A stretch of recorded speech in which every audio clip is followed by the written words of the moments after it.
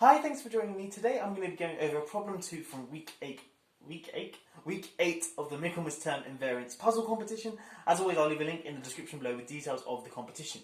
Anyway, this is the problem I'm going to be tackling today. We have a 2020 by 2020 chessboard, and on each square there's a positive integer, and it has a property that the sum of the 4,040 sums of rows and columns, so of course there's 2020 rows and 2020 columns, when we add up each of the numbers in each row and each of the numbers in all the 2020 columns, we're going to get 4,040 numbers, and it has the property that each of these 40 numbers are distinct, are different from one another.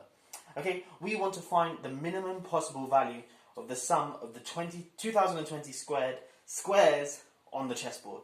Okay, so there are 2020 times 2020, hence 2020 squares on this chessboard, and each one has a positive integer on them, such that the sums of the rows and the columns, obviously that will mean that the 4,040 different numbers we're considering, each of those are different.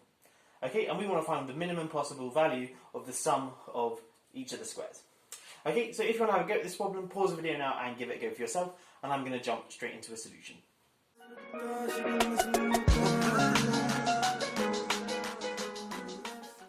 Okay, so remember, we want to know what is the sum of all the 2020 different squares on this chessboard. But remember, I guess one way we can think about this is the same as if we were to add up each of these 2020 squared elements. It's the same as firstly summing up all the rows, so counting the sums of each row, and then also summing each column, but then dividing that result by 2, because of course we're going to double count every element, because every sort of square is part of exactly one row and exactly one column. Okay, so the sum we're trying to work out, S, or the minimum possible S, the S is the same as the sum over the rows plus the sum over the columns, and that divided by 2. Okay, but what we're told is that the rows and columns, for each row, the sum of the elements in the row is different to the sum of the rows. Sorry, we have 2020 rows and 2020 columns, and that makes 4,040 different rows or columns, and each of them have a distinct sum. But remember, each element in our chessboard, each square, contains a positive integer. So that means that the smallest sum of a row could be, the smallest possible it could be, is 2020, and that's in the case where each square has the number 1 in it. Okay, so the smallest possible we could have is 2020, but then because each of them are distinct, that means that the second smallest number we could have is 2021. The next smallest is 2022, and remember, because we have 4,040, so 2020 rows and 2020 columns, that means that the sums of the rows plus the sums of the columns, so this thing here, I should perhaps write it like this, is going to be less than or equal to 2020 plus 2021 plus ... and so that there are 4,040 terms there, so that takes us to 6,059, okay, and then of course divide by 2. Okay, so let me just go over how I got from there to there again. Because each of the rows and columns have distinct sum, and the smallest possible is 2020, and obviously because the chessboard only contains integers, that means the sums will also be integers. So yeah, 2020, then the next possible will be 2021. This inequality must be greater than or equal to, sorry. So 2020 plus 2021 plus ... all the way up to the 4,040th term.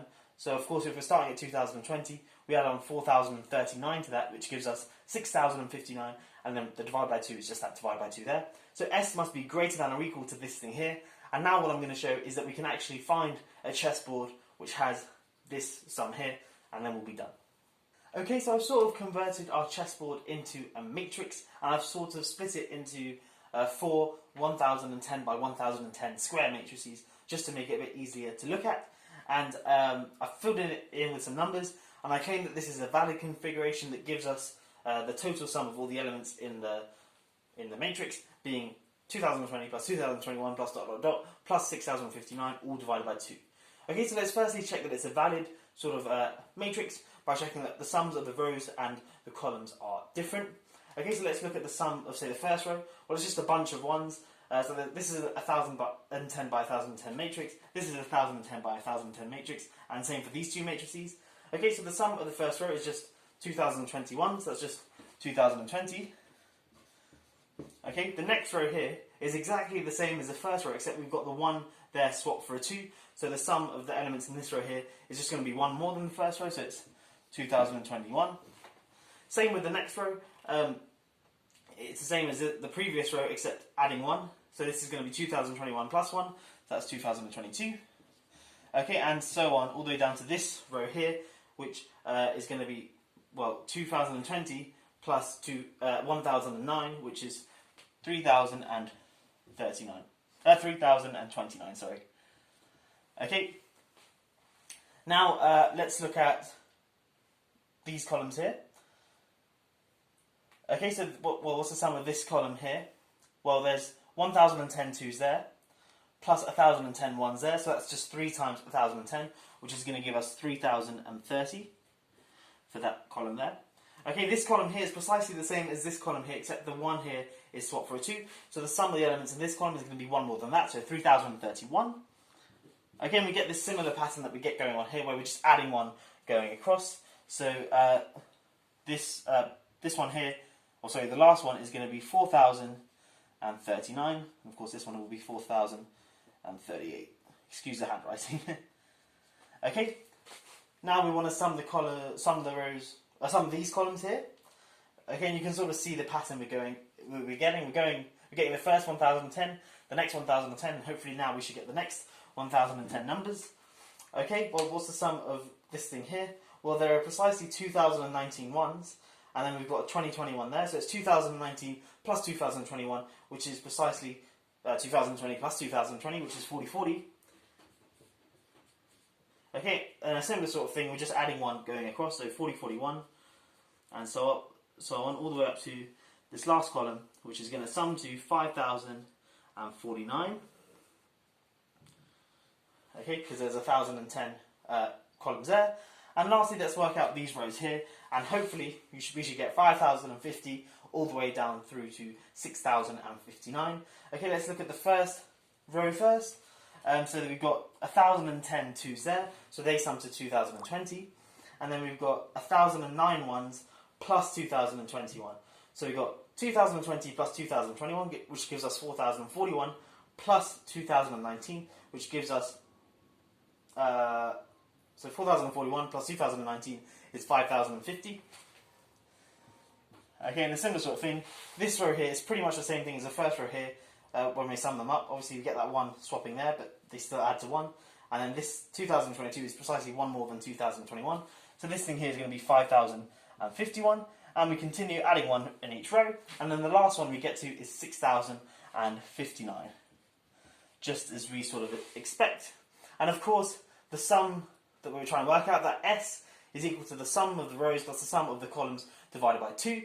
And of course, you can see that the sum of the rows plus the sum of the columns divided by 2 is precisely 2020 plus all the way down to 3029. Then we can continue here, summing up these rows here, up to 4039. Then go from there to here, these columns here, get us to 5049. And then carrying on with the final 1010 rows, getting us to 6059. And then of course we divide by 2 because each element is double counted.